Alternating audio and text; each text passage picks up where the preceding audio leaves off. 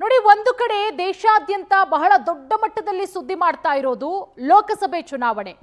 ಅದರ ನಡುವೆ ರಾಜ್ಯದಲ್ಲಿ ಬಹಳ ದೊಡ್ಡ ಮಟ್ಟಿಗೆ ಸುದ್ದಿ ಮಾಡ್ತಾ ಇರೋದು ನೇಹಾ ಹಿರೇಮಠ ಹತ್ಯೆ ಕೇಸು. ದಿನದಿಂದ ದಿನಕ್ಕೆ ನೇಹಾ ಹತ್ಯೆ ಕೇಸು ರಾಜಕೀಯ ತಿರುವನ್ನ ಪಡ್ಕೊಳ್ತಾ ಇದೆ, ರಾಜಕೀಯ ಬಣ್ಣವನ್ನ ಪಡ್ಕೊಳ್ತಾ ಇದೆ. ಅದರಲ್ಲೂ ಕೂಡ ಎಲೆಕ್ಷನ್ ಟೈಮಲ್ಲಿ ಬೇಳೆ ಬೇಯಿಸ್ಕೊಳ್ಳೋದಕ್ಕೆ ಸರ್ಕಸ್ ನಡೀತಾ ರಾಜಕೀಯ ಸ್ವರೂಪವನ್ನ ಪಡ್ಕೊಳ್ತಾ ಇದೆ. ಈಗ ನೇಹಾ ಹಿರೇಮಠ ಹತ್ಯೆ ಕೇಸು ಎಲೆಕ್ಷನ್ ಟೈಮಲ್ಲಿ ತಮ್ಮ ಬೇಳೆಯನ್ನ ಬೇಯಿಸ್ಕೊಳ್ಳೋದಕ್ಕೆ ಸಾಕಷ್ಟು ಸರ್ಕಸ್ ಅನ್ನ ಮಾಡಲಾಗ್ತಾ ಇದೆಯಾ? ಫಯಾಜ್ ಅಮಾನವೀಯ ಘಟನೆಯನ್ನ ಖಂಡಿಸಿ ಈಗಾಗಲೇ ರಾಜ್ಯಾದ್ಯಂತ ಪ್ರೊಟೆಸ್ಟ್ಗಳು ಕೂಡ ಆಗ್ತಾ ಇದೆ. ಕಾಲೇಜ್ ಅಂಗಳದಲ್ಲಿ ನೇಹಾ ಹಿರೇಮಠನ ಹತ್ಯೆಗೈದಿದ್ದ ಇವತ್ತು ರಾಜ್ಯಾದ್ಯಂತ ಕೇಸರಿ ಪಡೆ ವಾರನ ನಡೆಸಿರೋದು. ಇನ್ನು ನೇಹಾ ಹಂತಕ ಫಯಾಜ್ನನ್ನ ಈಗ ಆಲ್ರೆಡಿ ಬಂಧಿಸಿ ಪೊಲೀಸರು ತನಿಖೆಯನ್ನ ನಡೆಸ್ತಾ ಇದ್ದಾರೆ. ಆರೋಪಿಗೆ ಕಠಿಣ ಶಿಕ್ಷೆಯನ್ನ ವಿಧಿಸೋದಕ್ಕೆ ಎಲ್ಲಾ ಆಯಾಮಗಳಲ್ಲೂ ಕೂಡ ಪೊಲೀಸರು ತನಿಖೆಯನ್ನ ನಡೆಸ್ತಾ ಇರೋದು. ನೇಹಾ ಹಂತಕ ಫಯಾಜ್ನನ್ನ ಬಂಧಿಸಿ ಪೊಲೀಸರು ತನಿಖೆಯನ್ನ ನಡೆಸಿದ್ದಾರೆ. ಆರೋಪಿಗೆ ಕಠಿಣಾತಿ ಕಠಿಣ ಶಿಕ್ಷೆಯನ್ನ ಕೊಡೋದಕ್ಕೆ ಎಲ್ಲಾ ಕಡೆನೂ ಕೂಡ ಪೊಲೀಸರು ತನಿಖೆಯನ್ನ ನಡೆಸ್ತಾ ಇದ್ದಾರೆ. ಮತ್ತಷ್ಟು ವಿವರ ತನಿಖೆಯಿಂದ ಕೊಲೆಯ ಮರ್ಮ ಬಯಲಾಗುತ್ತೆ. ಹಂತಕ ಫಯಾಜ್ ಕಾಲ್ ಡೀಟೇಲ್ಸ್ ಅನ್ನ ಕೂಡ ಪೊಲೀಸರು ಈಗಾಗಲೇ ಸಂಗ್ರಹ ಮಾಡ್ತಾ ಇದ್ದಾರೆ. ಸಿಡಿಆರ್ ಮಾಹಿತಿಯನ್ನ ಸಂಗ್ರಹಿಸಿ ಇನ್ನೆರಡು ದಿನದಲ್ಲಿ ಪರಿಶೀಲನೆ ಕೂಡ ಮಾಡಲಾಗುತ್ತೆ. ಫಯಾಜ್ ತಪ್ಪಿಗೆ ಈಗಾಗಲೇ ಕಠಿಣ ಶಿಕ್ಷೆ ವಿಧಿಸಬೇಕು ಅಂತ ಹೇಳಿ ರಾಜ್ಯಾದ್ಯಂತ ಸಾಕಷ್ಟು ಹೋರಾಟಗಳು ಕೂಡ ಆಗ್ತಾ ಇದೆ. ರಾಜ್ಯಾದ್ಯಂತ ಹಿಂದೂ ಪರ ಸಂಘಟನೆಗಳು, ಎಬಿವಿಪಿ ಕೂಡ ಘಟನೆ ನಡೆದ ದಿನದಿಂದನೂ ಕೂಡ ಪ್ರೊಟೆಸ್ಟ್ ಅನ್ನ ಮಾಡ್ತಾ ಇದೆ. ಆರೋಪಿಗೆ ಕಠಿಣ ಶಿಕ್ಷೆಯಾಗಬೇಕು. ಇವತ್ತು ಕೂಡ ಅಷ್ಟೇನೆ ದೊಡ್ಡ ಮಟ್ಟದಲ್ಲಿ ಹೋರಾಟ ಆಯಿತು. ರಾಜ್ಯಾದ್ಯಂತ ಎಲ್ಲಾ ತಾಲೂಕು ಕೇಂದ್ರಗಳಲ್ಲೂ ಕೂಡ ಬಿಜೆಪಿ ವತಿಯಿಂದ ದೊಡ್ಡ ಮಟ್ಟದಲ್ಲಿ ಪ್ರೊಟೆಸ್ಟ್ ಅನ್ನ ಮಾಡಲಾಯಿತು. ಪ್ರತಿಭಟನಾ ನಿರತ ವಿದ್ಯಾರ್ಥಿಗಳು ಕೂಡ ಮಾತಾಡಿದ್ದಾರೆ. ಏನ್ ಹೇಳಿದ್ದಾರೆ ಅವರು ಬನ್ನಿ ನೋಡೋಣ. ನಾವೆಲ್ಲ ನೋಡ್ತಿರ್ಬೋದು. ಈಗ ಹೆಣ್ಮಕ್ಳ ಈ ದೇಶದ ರಕ್ಷಣೆ ಅಂತಾರ, ಅವ್ರಿಗೆ 2,000 ರೂಪಾಯಿ ನೋಟ್ ಕೊಡ್ತೇನಿ, ಫ್ರೀ ಗ್ಯಾಸ್ ಕೊಡ್ತೀನಿ, ಅದನ್ನ ಕೊಡ್ತೀನಿ, ಇದನ್ನ ಕೊಡ್ತೀನಿ ಅಂತ ಎಲ್ಲ ಹೇಳ್ತಾರ. ಬಟ್ ಈಗ ಏನ್ ಮಾಡಾಕತ್ತಾರ, ಹೆಣ್ಮಕ್ಳಿಗೆ ಲವ್ ಜಿಹಾದ್ ಅಂತೇಳಿ ಅವರಿಗೆ ಮರ್ಡರ್ ಮಾಡೋದಾಗ್ಲಿ ಅಥವಾ ರೇಪ್ ಮಾಡೋದಾಗ್ಲಿ ಹಿಂಗೆಲ್ಲ ಮಾಡಾಕತ್ತಾರ. ಅದ್ರ ಬದ್ಲಿ ನಮ್ ರಾಜ್ಯ ಸರ್ಕಾರ ಏನ್ ಮಾಡಾಕತ್ತೈತಿ, ನಾವು ಗುಜರಾತ್ ಆಗ್ಲಿ ಎಲ್ಲೇ ಆಗ್ಲಿ ನೋಡ್ಬೋದ, ಯೋಗಿಜಿ ಏನ್ ಮಾಡ್ತಾರ, ಅವ್ರು ಬಂದ್ ಕೂಡಲೇ ಅವ್ರಿಗೆ ಏನಾದ್ರು ಮರ್ಡರ್ ಮಾಡಿದ್ರ ವಿತಿನ್ ಫ್ರಾಕ್ಷನ್ ಒಳಗೆ ಹೋಗಿ ಅವ್ರೀಗ ಕಡಿಯೋದಾಗಿರ್ಲಿ ಅಥವಾ ಅವ್ರ ಮನೀಗ ಬುಲ್ಡೋಸರ್ ಏರ್ಸೋದಾಗಿರ್ಲಿ ಮಾಡ್ತಾರ. ಬಟ್ ನಮ್ ಕರ್ನಾಟಕದಾಗ ಏನ್ ಆಗಾಕತ್ತೈತಿ, ಯಾವ್ದ ಆಗ್ಲಿ ಮರ್ಡರ್ ಆಗ್ಲಿ ರೇಪ್ ಆಗ್ಲಿ ಹೆಣ್ಮಕ್ಳ ಮೇಲೆ 10 ವರ್ಷ 11 ವರ್ಷ ಅವರಿಗೆ ಜೈಲ್ ಒಳಗೆ ಇಡ್ತಾರ. ಅವ್ರಿಗೆ ಫುಕಟ್ಲೆ ಊಟ ಹಾಕ್ತಾರ, ಚಲೋ ಚಲೋ ಊಟ ಮಾಡಿಸಿ ಗಟ್ಟಿ ಮುಟ್ಟಿ ಮಾಡಿಸಿ ಆಮೇಲೆ ನೇಣಿಗೆ ಹಾಕ್ತಾರ. ಅದರಿಂದ ಏನ್ ಯೂಸ್ ಆಗ್ತೈತಿ? ಅವ್ರು ಚಲೋನೇ ಇರ್ತಾರ. 10 ವರ್ಷ ಆದ್ಮೇಲೆ ಆತ್ಮಕ್ ಶಾಂತಿ ಸಿಕ್ಕ ಏನ್ ಉಪಯೋಗ? ಏನಾಗೋತಿದ್ರು 1 ಸೆಕೆಂಡ್ ಒಳಗೆ ಆಗ್ಬೇಕು. ಅವ್ರು ಏನ ಮಾಡಿದ್ರು ಅವ್ರಿಗೆ ಡೈರೆಕ್ಟ್ ಆಗಿ ಪಬ್ಲಿಕ್ ಮುಂದೆ ತಂದು ನಿಲ್ಲಿಸ್ಬೇಕಾ? ಪಬ್ಲಿಕ್ ಏನ್ ಮಾಡ್ತೈತಿ. ನಾವೆಲ್ಲ ನೋಡ್ತಿರ್ಬೋದು. ಈಗ ಹೆಣ್ಮಕ್ಳ ಈ ದೇಶದ ರಕ್ಷಣೆ ಅಂತಾರ, ಅವ್ರಿಗೆ ನೋಡಿ, ಒಂದು ಕಡೆ ಒಂದಷ್ಟು ಆರೋಪಗಳು ಕೂಡ ಕೇಳಿ ಬರ್ತಾ ಇದೆ. ರಾಜಕೀಯ ನಾಯಕರು ನೇಹಾ ಹತ್ಯೆ ಪ್ರಕರಣವನ್ನ ರಾಜಕೀಯ ಬೇಳೆ ಬೇಯಿಸ್ಕೊಳ್ಳೋದಕ್ಕೋಸ್ಕರ ಬಳಸ್ಕೊಳ್ತಾ ಇದ್ದಾರೆ ಅಂತ ಹೇಳಿ, ಅದೆಲ್ಲದರ ನಡುವೆ ಈ ವಿಚಾರಕ್ಕೆ ಸಂಬಂಧಪಟ್ಟಂತೆ ಬಿಜೆಪಿ ನಾಯಕರು ಕೂಡ ರಿಯಾಕ್ಟ್ ಮಾಡಿದ್ದಾರೆ. ಆರ್ ಅಶೋಕ್ ಅವರು ಮಾತನಾಡಿದ್ದಾರೆ, ಬಸನಗೌಡ ಪಾಟೀಲ್ ಯತ್ನಾಳ್ ಅವರು, ಅದರ ಜೊತೆಗೆ ಮಾಜಿ ಸಿಎಂ ಬಸವರಾಜ ಬೊಮ್ಮಾಯಿ ಅವರು ಏನ್ ಮಾತಾಡಿದ್ದಾರೆ ಅವರು ಬನ್ನಿ ನೋಡೋಣ. ಕಾಂಗ್ರೆಸ್ ಅವರಿಗೆ ನಾನು ಪ್ರಶ್ನೆಯನ್ನ ಕೇಳಕ್ಕೆ ಇಷ್ಟಪಡ್ತಾ ಇದ್ದೀನಿ. ಸಿದ್ದರಾಮಯ್ಯನವರೇ, ನಿಮ್ದು ಇದೊಂದೇ ಅಲ್ಲ ಫಸ್ಟ್ ಟೈಮ್ ನೀವು ಈ ಥರ ಹಿಂದೂಗಳ ವಿರೋಧ ಮಾಡ್ತಾ ಇರೋದು. ಹಿಂದೆ ಕಾಂಗ್ರೆಸ್ಸಿನ ಒಬ್ಬ ಶಾಸಕ ಅಖಂಡ ಶ್ರೀನಿವಾಸ ಮೂರ್ತಿ ಮನೆ ಕಾಂಗ್ರೆಸ್ ಶಾಸಕ ಬೆಂಕಿ ಹಚ್ಚಿದ್ರು. ಮುಸ್ಲಿಂ ಮೂಲಭೂತವಾದಿಗಳು ಬಾಯಿ ಮುಚ್ಕೊಂಡು ಸುಮ್ಮನೆ ಆಗೋಗ್ಬಿಟ್ರಿ. ಕಾಂಗ್ರೆಸ್ ಅವರವರು ಕಾಂಗ್ರೆಸ್ಸಿನ MLA ಮುಸ್ಲಿಂ ಬಂದಾಗ ನೀವು ಕಾಂಗ್ರೆಸ್ MLA ಇರಲಿ, MP ಇರಲಿ, ಮಂತ್ರಿ ಇರಲಿ, ಏನು ನೋಡಲ್ಲ. ಮುಸಲ್ಮಾನರ ಲಕ್ಷಣೆಯನ್ನ ಮಾಡಕ್ಕೆ ಹೊರಟಿದ್ದೀರಾ. ನೇಹಾದಲ್ಲೂ ಅಷ್ಟೇ. ಅವರ ತಂದೆ ಕಾರ್ಪೊರೇಟ್ರು, ಕಾಂಗ್ರೆಸ್ ಕಾರ್ಪೊರೇಟ್ರು, ಅವರ ಮಗಳ ಹತ್ಯೆ ಆಗಿದೆ. ನೀವು ಮೌನ ರಾಮಯ್ಯ ಆಗಿದ್ದೀರಾ. ಸಾವಿಗೆ ಕಾರಣ ಯಾರು? ಸಾವಿಗೆ ಕಾರಣ ಆಗಿರುವಂತಹ ವ್ಯವಸ್ಥೆ ಏನು? ಸಾವಿಗೆ ಕಾರಣ ಆಗಿರುವಂತಹ ರಾಜ್ಯದಲ್ಲಿರುವಂತ ವಾತಾವರಣ, ಇದನ್ನ ಅದಕ್ಕೆ ಮೊದಲು ಉತ್ತರ ಕೊಡ್ಲಿ ಅವರು. ಇವತ್ತು ಹಾಡೇ ಆಗಲಿ, ಕ್ಯಾಂಪಸ್ಸಲ್ಲಿ ಹೋಗಿ ಒಬ್ಬ ವಿದ್ಯಾರ್ಥಿನ 9 ಬಾರಿ ಇರಿದು ಕೊಲೆ ಆಗುವಂತ ವಾತಾವರಣ ನಿರ್ಮಾಣ ಮಾಡಿದ್ದು ರಾಜ್ಯ ಸರ್ಕಾರದ ಲಾ ಅಂಡ್ ಆರ್ಡರ್ ಅನ್ನ ಫೇಲ್ಯೂರ್. ನಿಂತು ಕಾನೂನು ಭಯ ಇಲ್ಲ, ಪೊಲೀಸರ ಭಯ ಇಲ್ಲ, ಶಿಕ್ಷೆ ಭಯ ಇಲ್ಲ. ಯಾಕೆ ಭಯ ಇಲ್ಲ ಅವ್ರಿಗೆ? ಯಾಕಂದ್ರೆ ರಕ್ಷಣೆ ಇದೆ. ಸರ್ಕಾರದ ರಕ್ಷಣೆ ಇಂಥ ಸಮಾಜಘಾತಕ ಶಕ್ತಿ ಇರೋದ್ರಿಂದ ಇಂಥ ಘಟನೆಗಳು ನಡೀತಾ ಇದೆ. ಈಗ ಒಂದು ಕೊಲೆ ಆದ್ರೂ ಕೂಡ ನಾವು ಪ್ರತಿಭಟನೆ ಮಾಡಬಾರ್ದು, ಒಂದು ವಿದ್ಯಾರ್ಥಿ ಕೊಲೆ ಆದ್ರೂ ಪ್ರತಿಭಟನೆ ಮಾಡಬಾರ್ದು ಅಂತಂದ್ರೆ ಯಾವ ಮಾನಸಿಕ ಸ್ಥಿತಿ ಕಾಂಗ್ರೆಸ್ ಅನ್ನೋದಿದೆ? ಇದು ಡಿಕ್ಟೇಟರ್ಶಿಪ್, ಇದು ಸರ್ವಾಧಿಕಾರಿ ಮಾನಸಿಕತೆ. ಕೊಲೆ ಆದ್ರೂ ಪ್ರತಿಭಟನೆ ಮಾಡಬಾರ್ದು ಅಂದ್ರೆ ಇದು ಒಂದು ಸರ್ವಾಧಿಕಾರ ಮಾನಸಿಕತೆಯಿಂದ ಅವ್ರು ಮಾತಾಡ್ತಾರೆ. ನೋಡಿ, ಇವತ್ತು ಘಟನೆ ನಡೆದು 4ನೇ ದಿವಸ. ಕರ್ನಾಟಕ ಸರ್ಕಾರದಿಂದ ಈ ಒಂದು ಹತ್ಯೆಯ ಬಗ್ಗೆ ತನಿಖೆ ಬಗ್ಗೆ ಒಂದು ಮಾತೂ ಇಲ್ಲ. ಕೇವಲ ಕಾಂಗ್ರೆಸ್ ನಾಯಕರು, ಮಂತ್ರಿಗಳು ನೇಹಾ ಹಿರೇಮಠ ಅವರ ಮನೆಗೆ ಸಾಂತ್ವನ ಹೇಳೋದು ಬಿಟ್ಟರೆ ಅವರು ಎಲ್ಲಿಯೂ ಸಹ ನಾವಿಂಥ ಘೋರ ಅಪರಾಧ ಮಾಡಿದಂಥ ವ್ಯಕ್ತಿಗೆ ಗಲ್ಲಿಗೇರಿಸುವಂಥ ಶಿಕ್ಷೆಗೆ ನಮ್ಮ ಸರ್ಕಾರ ಬದ್ಧ ಇದೆ ಅನ್ನುವಂಥ ಮಾತನ್ನು ಯಾರೂ ಹೇಳ್ತಾ ಇಲ್ಲ. ಅದಕ್ಕೇ ಇಡೀ ರಾಜ್ಯದಲ್ಲಿ ಕಾಂಗ್ರೆಸ್ಸಿನ ಸರ್ಕಾರದ ವಿರುದ್ಧ ಇದು ಒಂದು ಭುಗಿಲೆದ್ದಿದೆ ಅಸಮಾಧಾನ. ಇವರು ಕೇವಲ ನಾಳೆ ಲೋಕಸಭಾ ಚುನಾವಣೆ ಉದ್ದೇಶದಿಂದ ಮುಸ್ಲಿಮರ ಹೋಟೆಲ್ ಸಲುವಾಗಿ ಒಂದು ಹೇಳಿಕೆಯೂ ಸಹ ಒಬ್ಬ ಮಹಿಳೆ ಬರ್ಬರವಾಗಿ ಇವತ್ತು ಕೊಲೆಯಾದಂಥ ಯುವತಿಯ ಬಗ್ಗೆ ಇವತ್ತು ಕೇವಲ ಅನುಕಂಪ ಮೊಸಳೆ ಕಣ್ಣೀರು ಸುರಿಸ್ತಾ ಇದ್ದಾರೆ.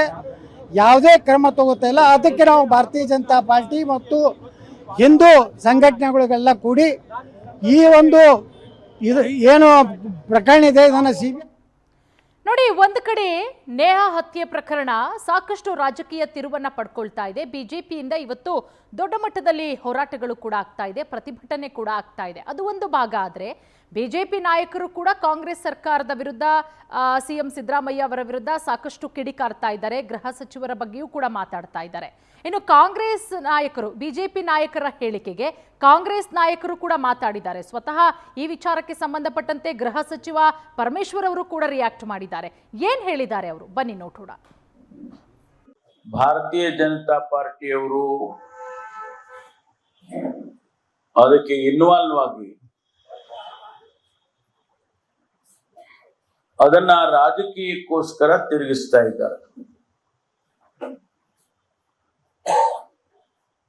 ಅನೇಕ ಟ್ವಿಟರ್ಗಳನ್ನ, ಕಾಮೆಂಟ್ಸ್ಗಳನ್ನ, ಅವರ ಹೇಳಿಕೆಗಳನ್ನ ಗಮನಿಸಿದಾಗ ಈ ಇನ್ಸಿಡೆಂಟ್, ಈ ಘಟನೆಯನ್ನ ರಾಜಕೀಯ ಬಣ್ಣ ಕಟ್ಟಿ ರಾಜಕೀಯಕ್ಕೆ ತಿರುಗಿಸಿದ್ದಾರೆ. ಮುಖ್ಯಮಂತ್ರಿಗಳು ನಾನು ಹೇಳಿಕೆ ಕೊಡುವಾಗ ನಾನು ಮೊನ್ನೆ ತಾನೇ ಹೇಳಿದ್ದೇನೆ, ಅವರ ಆ ಹೆಣ್ಣು ಮಗುವಿನ ತಂದೆ ತಾಯಿಗೆ ನೋವಾಗಿದೆ. ನಮ್ಮ ಹೇಳಿಕೆಯಿಂದ ಏನಾದರೂ ಅವರಿಗೆ ಮನಸ್ಸಿಗೆ ನೋವಾಗಿದ್ರೆ ಅದು ವಿಷಾದವನ್ನು ವ್ಯಕ್ತಪಡಿಸ್ತೇನೆ ಅಂತ ಕೂಡ ಹೇಳಿದ್ದೇನೆ. ಭಾರತೀಯ ಜನತಾ ಪಾರ್ಟಿಯವರು ಕಾಲದಲ್ಲಿ ಎಲ್ರಿಗೂ ರಕ್ಷಣೆ ಕೊಡ್ತೀವಿ. ನಾನು ಅದಕ್ಕೆ ನೇಹಾ ಮರ್ಡರ್ ಆಗಿದೆಯಲ್ಲ ಅದನ್ನು ತೀವ್ರವಾಗಿ ಖಂಡಿಸ್ತೀನಿ. ಅದಕ್ಕೆ ಸ್ಪೆಷಲ್ ಕೋರ್ಟ್ ಮಾಡ್ತಾ ಇದ್ದೀವಿ, ಸಿಒಡಿ ಕೊಟ್ಟಿದ್ದೀವಿ ಮ್ಯಾಟ್ರು. ಅದಕ್ಕೆ ಮತ್ತೆ ಅವರ ತಂದೆ,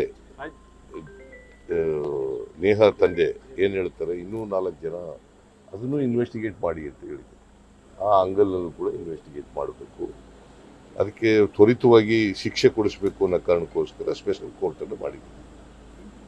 ಕಾಲದಲ್ಲಿ ನೋಡಿ, ನೇಹಾ ಹಿರೇಮಠ ಹತ್ಯೆ ಪ್ರಕರಣ ದಿನದಿಂದ ದಿನಕ್ಕೆ ರಾಜಕೀಯ ತಿರುವನ್ನ ಪಡ್ಕೊಳ್ತಾ ಇದೆ. ಅದರ ಜೊತೆಗೆ ಸಾಕಷ್ಟು ಹೋರಾಟಗಳು ಕೂಡ ಆಗ್ತಾ ಇದೆ.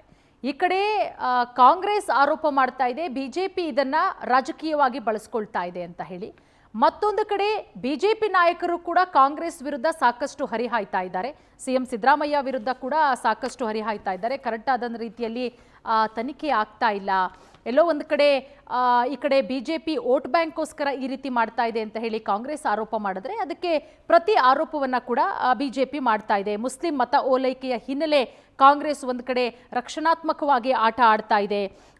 ಈ ಕಡೆ ಹಿಂದೂ ಮತಗಳನ್ನು ಒಗ್ಗೂಡಿಸೋದಕ್ಕೆ ಬಿಜೆಪಿ ಫುಲ್ ಆಕ್ಟಿವ್ ಆಗಿದೆ ಅನ್ನುವಂತಹ ಆರೋಪಗಳು ಕೂಡ ಆಗ್ತಾ ಇದೆ. ಒಟ್ಟಾರೆ ಇದೆಲ್ಲವನ್ನ ಕೂಡ ಈಗ ಲೋಕಸಭೆ ಚುನಾವಣೆ ಹತ್ತಿರದಲ್ಲೇ ಇರೋದ್ರಿಂದ ಇನ್ನೊಂದು 3-4 ದಿನದಲ್ಲಿ ಲೋಕಸಭೆ ಚುನಾವಣೆ, ಅದೆಲ್ಲದರ ನಡುವೆ ಕಳೆದ 4 ದಿನಗಳ ಹಿಂದೆ ನೇಹಾ ಹಿರೇಮಠ ಹತ್ಯೆಯಾಗಿರೋದು. ಇದು ರಾಜಕೀಯ ಬಣ್ಣವನ್ನ ಪಡ್ಕೊಳ್ತಾ ಇದೆ. ಇದನ್ನ ರಾಜಕೀಯವಾಗಿ ಎರಡೂ ಪಕ್ಷಗಳು ಕೂಡ ಬಳಸ್ಕೊಳ್ತಾ ಇದೆ ಅನ್ನುವಂತಹ ಆರೋಪ. ಯಾಕಂದ್ರೆ ನೇಹಾ ಹಿರೇಮಠ ಅವರ ಮನೆಗೆ ಈ ಕಡೆ ಕಾಂಗ್ರೆಸ್ ನಾಯಕರುಗಳು ಕೂಡ ಹೋಗ್ತಾರೆ, ಅದರ ಜೊತೆಗೆ ಬಿಜೆಪಿ ನಾಯಕರುಗಳು ಕೂಡ ಹೋಗ್ತಾರೆ, ಮುಸ್ಲಿಂ ಮುಖಂಡರುಗಳು ಕೂಡ ಹೋಗಿ ಅವರ ಕುಟುಂಬಸ್ಥರಿಗೆ ಸಾಂತ್ವನ ಹೇಳುವಂತಹ ಕೆಲಸ ಕೂಡ ಆಗುತ್ತೆ. ಅದರ ಜೊತೆಗೆ ರಾಜ್ಯಾದ್ಯಂತ ಇವತ್ತು ಬಿಜೆಪಿ ಪ್ರತಿಭಟನೆಗೆ ಕರೆ ಕೊಟ್ಟಿರೋದು, ಇದೆಲ್ಲವನ್ನ ಕೂಡ ವೋಟ್ ಬ್ಯಾಂಕ್ ಆಗಿ ಮಾಡ್ಕೊಳ್ತಾ ಇದೆ ಬಿಜೆಪಿ ಅಂತ ಹೇಳಿ ಕಾಂಗ್ರೆಸ್ ಆರೋಪ ಮಾಡ್ತಾ ಇರೋದು. ಮತ್ತೊಂದು ಕಡೆ ಕಾಂಗ್ರೆಸ್ಸು ರಕ್ಷಣೆ ಮಾಡುವಂತಹ ಕೆಲಸ ಮಾಡ್ತಾ ಇದೆ. ಎಲ್ಲೋ ಒಂದು ಕಡೆ ಮುಸ್ಲಿಂ ಮತವನ್ನ ಓಲೈಕೆ ಮಾಡೋದಕ್ಕೋಸ್ಕರ ಕಾಂಗ್ರೆಸ್ಸು, ಮತ್ತೆ ಎಲ್ಲೂ ಕೂಡ ಆ ಹಂತಕ ಏನಿದ್ದಾನೆ ಆತನ ಹೆಸರನ್ನ ಎತ್ತದೇನೆ ಮಾತಾಡ್ತಾ ಇದ್ದಾರೆ ಸಿಎಂ ಇರಬಹುದು ಮತ್ತೆ ಗೃಹ ಸಚಿವರು. ಹಾಗಾಗಿ ಇದು ಸಾಕಷ್ಟು ಒಂದು ರೀತಿಯಲ್ಲಿ ರಾಜಕೀಯ ಬಣ್ಣವನ್ನ ಪಡ್ಕೊಳ್ತಾ ಇದ್ದು, ಕಾಂಗ್ರೆಸ್ ಹಾಗೆ ಬಿಜೆಪಿ ಮುಖಂಡರ ಮಧ್ಯೆ ದೊಡ್ಡ ಮಟ್ಟದಲ್ಲಿ ಸರ್ಕಸ್ ನಡೀತಾ ಇದೆ. ಇದು ಎಲ್ಲಿಗೆ ಹೋಗಿ ನಿಲ್ಲುತ್ತೆ ಅನ್ನೋದನ್ನ ರಾಜ್ಯದ ಜನತೆ ಡಿಸೈಡ್ ಮಾಡಬೇಕಾಗತ್ತೆ. ಯಾಕಂದ್ರೆ ದಿನದಿಂದ ದಿನಕ್ಕೆ ಸಾಕಷ್ಟು ರಾಜಕೀಯ ಬಣ್ಣಗಳನ್ನ ಪಡ್ಕೊಳ್ತಾ ಇರೋದ್ರಿಂದ ಇದು ಎಲ್ಲಿಗೆ ಹೋಗಿ ಮುಟ್ಟುತ್ತೆ ಅನ್ನೋದನ್ನ ಕಾದು ನೋಡಬೇಕಾಗಿದೆ.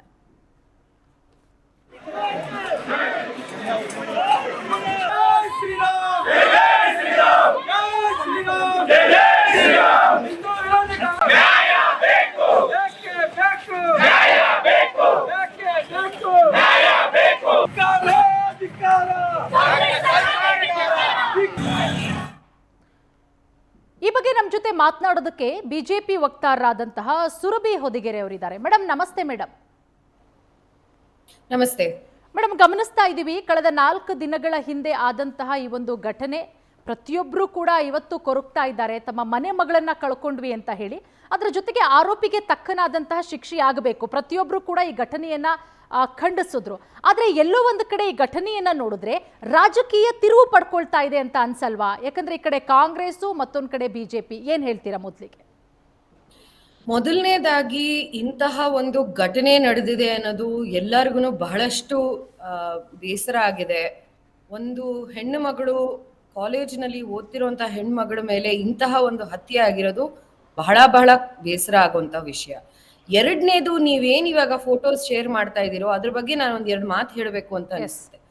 ಯಾವ ತರ ಅವರ ನೇಹಾ ಅವರ ಒಂದು ಕ್ಯಾರೆಕ್ಟರ್ ನ ಅಸಾಸಿನೇಷನ್ ಆಗ್ತಾ ಇದೆಯೋ ಅದು ತಪ್ಪು ಆಗಿರಬಹುದು, ಏನೇ ಆಗಿರ್ಬೋದು, ಅವ್ರ ವೈಯಕ್ತಿಕ ಫ್ರೆಂಡ್ಶಿಪ್ ಇರ್ಬೋದು, ಬೇರೆ ಏನೇ ಆದ್ರೂ ಇರಬಹುದು.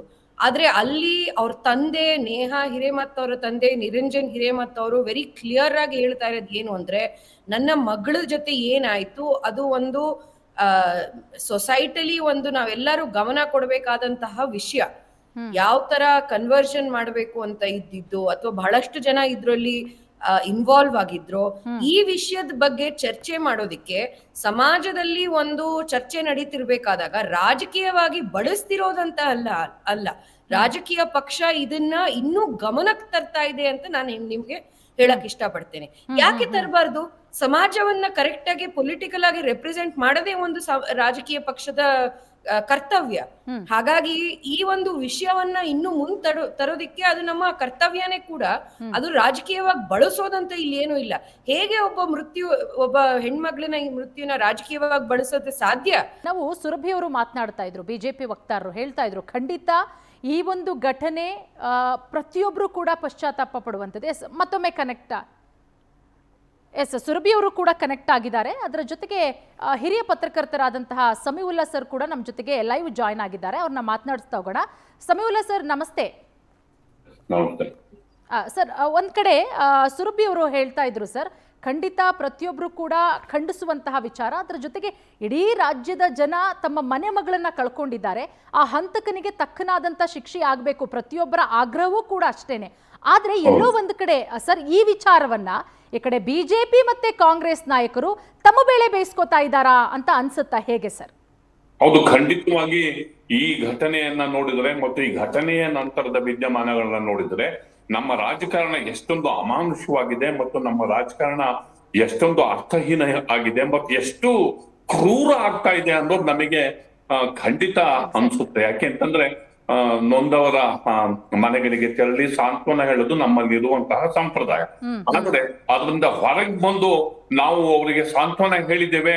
ಆದ್ದರಿಂದ ಅವರು ನಮಗೆ ನೀವು ಇಂಪಾರ್ಟೆನ್ಸ್ ನ ಕೊಡ್ಬೇಕು ಮತ್ತು ನಾವು ಆ ಧರ್ಮದ ಪರ ನಿಂತಿದ್ದೇವೆ ಎನ್ನುವಂತಹ ಸ್ಟೇಟ್ಮೆಂಟ್ ಅನ್ನ ಮಾಡೋದಿದೆಯಲ್ಲ, ಈ ಒಂದು ಕೊಲೆಗೆ ಧರ್ಮದ ರಂಗನ್ನ ನೀಡಿ ಆ ನಂತರ ಆ ಧರ್ಮವನ್ನ ರಾಜಕಾರಣಕ್ಕೆ ಎಳೆತಂದು ಅದರ ರಾಜಕೀಯ ಲಾಭವನ್ನ ಮತ್ತು ಜನಸಾಮಾನ್ಯರಲ್ಲಿ ಒಂದು ಒಪಿನಿಯನ್ ಅನ್ನ ಬಿಲ್ಡಪ್ ಮಾಡಿ ಅದರ ರಾಜಕೀಯ ಲಾಭಗಳನ್ನ ಮತಗಳಾಗಿ ಕನ್ವರ್ಟ್ ಮಾಡೋದಕ್ಕೆ ನಡೀತಿರುವಂತ ಯತ್ನ ಇದೆಯಲ್ಲ, ಖಂಡಿತ ಅದು ಶೋಭೆ ತರುವಂತಹ ಯತ್ನ ಅಲ್ಲ.